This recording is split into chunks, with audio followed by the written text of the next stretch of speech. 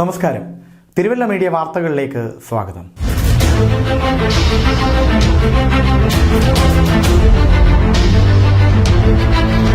അറുപത്തിയാറാമത് KC മാമൻ മാപ്പിള ട്രോഫിക്ക് വേണ്ടിയുള്ള ഉത്രാടം തിരുനാൾ പമ്പ ജലോത്സവത്തിന് മുന്നോടിയായി നടത്തപ്പെട്ട കാർഷിക സെമിനാറും കർഷകരെ ആദരിക്കുന്ന ചടങ്ങും BJP സംസ്ഥാന അധ്യക്ഷൻ K. സുരേന്ദ്രൻ ഉദ്ഘാടനം ചെയ്തു.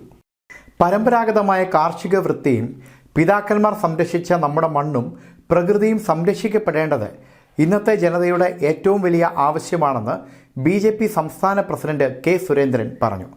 66ാമത് KC മാമൻ മാപ്പിള ട്രോഫിക്ക് വേണ്ടിയുള്ള ഉത്രാടം തിരുനാൾ പമ്പ ജലമേളയുടെ മുന്നോടിയായി നടന്ന സംസ്ഥാനതല കാർഷിക സെമിനാറും കർഷക അവാർഡ് ദാനവും തിരുവല്ലയിൽ ഉദ്ഘാടനം ചെയ്ത് സംസാരിക്കുകയായിരുന്നു അദ്ദേഹം.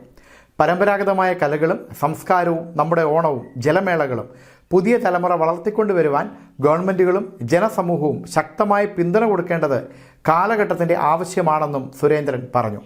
തിരുവല്ലയുടെ മുൻ MLAയും വനിതാ കമ്മീഷൻ അംഗവുമായ അഡ്വക്കേറ്റ് എലിസബത്ത് മാമൻ മത്തായി അധ്യക്ഷത വഹിച്ചു.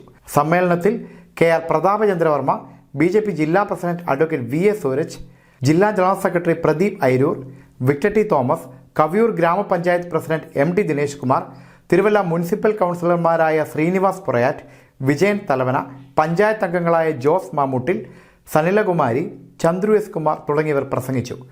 News desk Thiruvalla media.